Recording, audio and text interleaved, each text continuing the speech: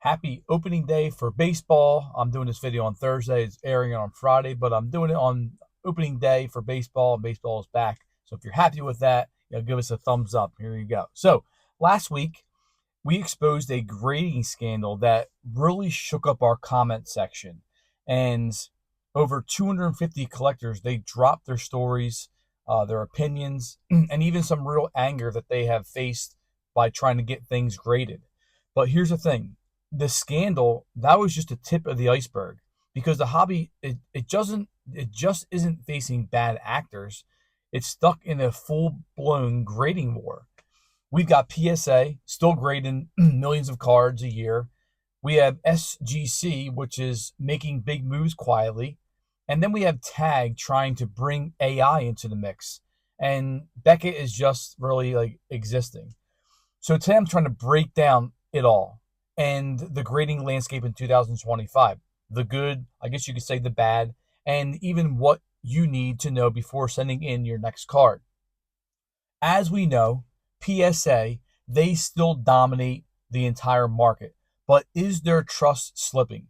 Just from going through the comments of our video last week, we had like 250 or even almost 300 comments.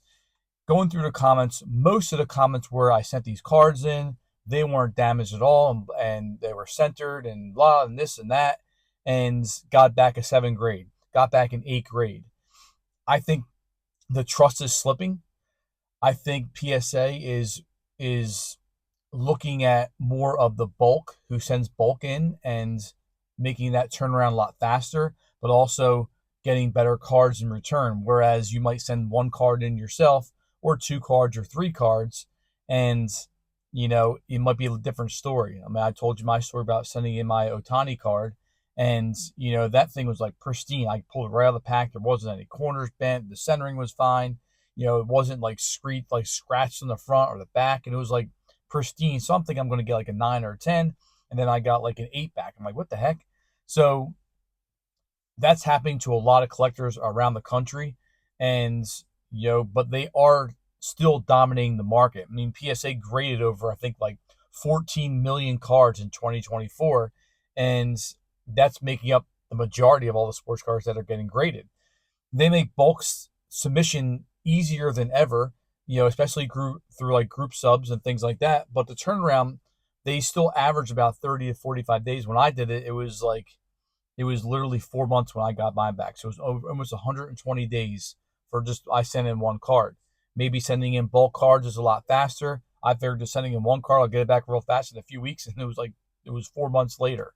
I didn't send it around any time. Like, it was a baseball card. The season was done. It was like November, end of October, and it took I didn't get it back until end of January. So it was almost 4 months that I waited for that.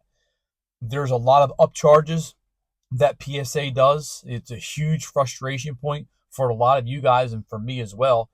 When I sent my card in, I didn't know whether it was going to be $50, $20, or $200. So you have to select, what you think your card is worth, and none of them have sold when I put it on there.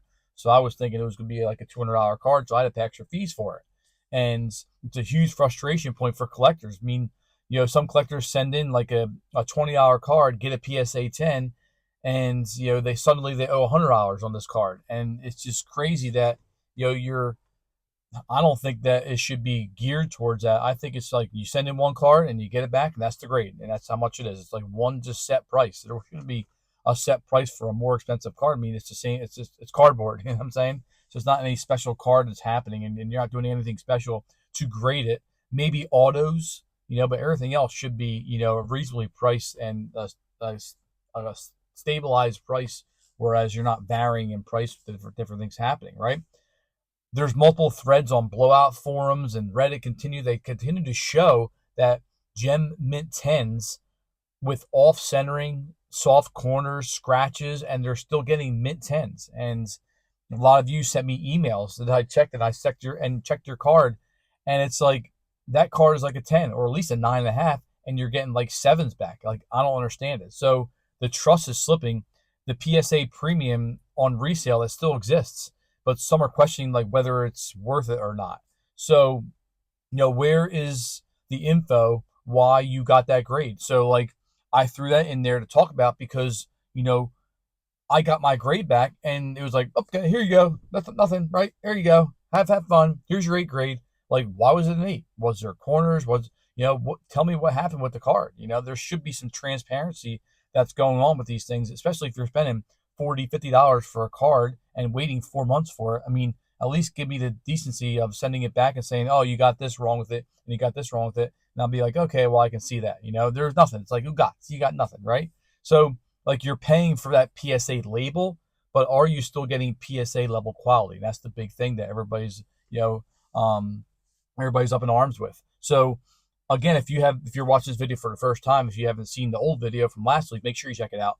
But also, let us know what you guys think and experience as you submit things, and let us know what you guys stuff. And you can email me, sportscardhustlers at gmail.com, and you can send us pictures of your stuff, and you can look at it. And I want to compile evidence and all this stuff to just look at it and see, because the more data I can have, the more things I can concentrate on and see what's going on. So that's what my goal is for this channel and things like that, is to get more contact and more data, so I can see these things and make conclusions after I'm done. I'm a science teacher in the whole grand scheme of things. So next one is SGC. And SGC, they're quietly consistent, and they are gaining respect in the sports card hobby field. They are known for their classic tuxedo slab, and historically they're trusted with more vintage cards.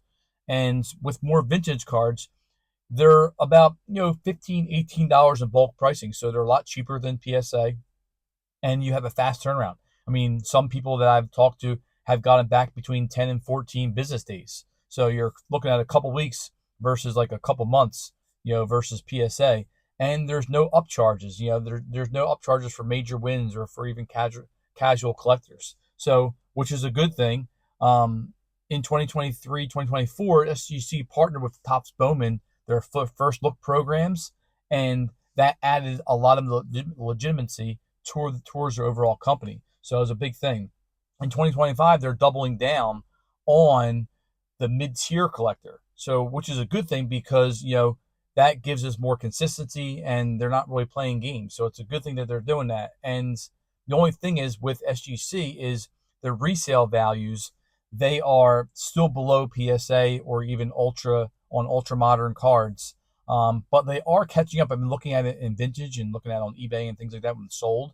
And they are catching up in vintage and pre-war, and even some rookie cards that have been selling. So they are catching up in that ground, but the ultra modern that's happening right now, they're still way below PSA, at least the value when you're trying to sell them. So SGC may not be making headlines, but they are earning quietly. They're earning trust back with collectors, and we're earning it, as they say, one slab at a time. So the next thing after SGC and even after PSA, the next thing is tag. And now, if you have never heard of tag, tag is the transparent authentic grading, which is the AI grading movement. Over the last few years, AI has been crazy big, with ChatGPT and Grok and all different kinds of stuff, right?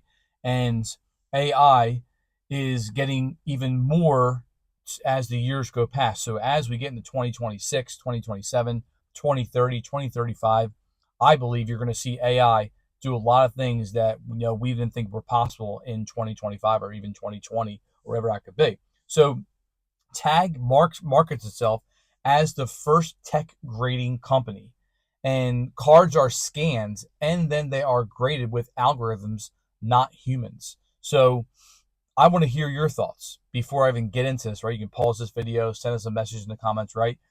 Do you feel that grading with AI is better than grading with a human? Do you think it should be like a mixture, or do you not like AI at all? And what should we do, and just go back to just like human interaction and things like that? Every card, the good thing about Tag, which is a great thing about Tag, is every card, they get a full digital report, meaning you have numbers with centering, edge, surfaces. I think they also have like corner grades, and it's down to like 1/10 or 0.1 precision. Like example, like 9.7, 9.8, 9.9, obviously 10.0. So it's great transparency, especially for the sports card market, but that doesn't always translate to market confidence, because it's AI and people are still not really on board with the AI factor. But most tag slabs, they still sell at about 20 to 40% lower than PSA and SGC for actually that same card. It's just like diamonds. They're growing diamonds in the lab now, and it's almost the same exact thing as a diamond found in like the earth. And then, there's still way less price and less demand for them for some reason, right? So that's kind of the same thing that's happening with tag. And hobbyists, I believe they're still skeptical. If I can't resell it for like the same value, like, is it transparency even worth it? I'm getting great transparency. I'm getting great grades on my car and why, or my card. Why was good? Why was bad? What were the corners like? What were like whatever it was like, right? But if I'm still selling for 40% less, is it worth it for me to even do that? So in 2025, they actually launched, which is pretty cool, right? They launched an AI-based condition simulator for raw cards. So it's potentially powerful. And it's still a niche, but it's called Tag AI pre-grading tools. And you can actually scan your card at home and it will predict like your range on where your card can be. So that's a pretty cool thing they just came out with in this year, a few months ago or a few weeks ago. I forget what actually I read, but that's a cool thing. Even if you don't use their services, you can at least still scan your card, and then they can actually look at the front, look at the back, look at the corners. You can take pictures of the corners, wherever that could be, and actually can give you like a grade. So maybe you do send it in the PSA, and Tag said it was like a 9.5, and you get back in PSA it's an 8. So I mean, it shouldn't be that much discrepancy between the different ones, even though AI is doing it. But I mean, maybe that's where we're going to go to in the future. Like, you're going to have AI grading, and then you can do it at home and compare it, and then send it into like these other human graders or things like that. I believe like when we get eventually, I'll give you my opinion at the end, but I think we're going to have like a mixture of that over the next few years. But tag might be the future, but until they treat their slabs like PSAs, the collectors still, I don't think they're taking the risk. Even the bigger collectors aren't taking the risk. And the last one I wrote down was Beckett. Now, Beckett was giant when I was a kid. When you guys were in the 70s, 80s, 90s, we just made videos on the 70s, 80s, and 90s, right? And going back and looking at like cards we were opening and what did we do in school and how we trade cards. So I just made that video on Wednesday, and then made one on Monday as well. So they're pretty good videos. If you haven't watched them, make sure you check them out. They're pretty cool, and it gets like the blood flowing about how we used to be when we were kids. But Beckett. So Beckett was the big thing. We had the Beckett books. We brought them to school. We would bring the cards to school. We would say, "Oh, how much is this card?" and all that stuff, right? We would look at all these Beckett books now. Beckett, it was once the standard, right? It was once the standard, the 9.5 gem mint, but it's now considered outdated by many people, I guess influencers in the hobby.